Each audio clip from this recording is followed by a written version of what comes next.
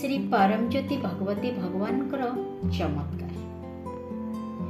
मु सतारार बासिंदा सरिता चौहान विगत 20 वर्ष है मो भगवत धर्म रे जड़ित अछि। एही वर्ष गुड़िकरे आमे भगवती भगवान का असीम अनुग्रह को अनुभव करि आसीचु। ता मध्यरु गोटिए अनुभूति मु जणाउछि।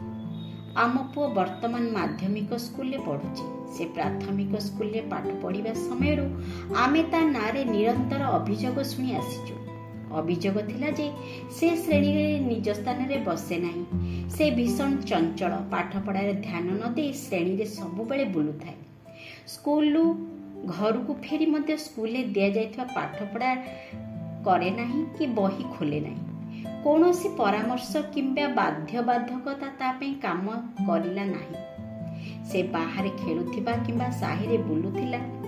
आमे बहुत व्यस्त हो किंतु परीक्षा रे तार नंबर भल थाए। हेले आमे चाहूँ आउ टिके भल नंबर। सेथिपाई आमे श्री परमज्योति भगवती भगवान को प्रार्थना करिलु एवं आम प्रार्थना श्री परमज्योति भगवती भगवान सुनिले। आमे जो प्रक्रिया रे भाग नेलु ताहा आम पुओ को संपूर्ण भाव रे बदली देला। से बहुत शांत और दायित्ववान पिला रे पाल्टी गला। से 10वीं श्रेणी रे बहुत भल नंबर रखी पास करी जड़े मेकानिकल इंजीनियर हैला। आज से गोटे भल कंपनी रे भल पदवी रे अवस्थापित एवं भल दरमा रोजगार करुछि। एही आशीर्वाद रो वर्षा पाई आमे श्री परमज्योति भगवती भगवान को पाखरे चिर कृतज्ञ।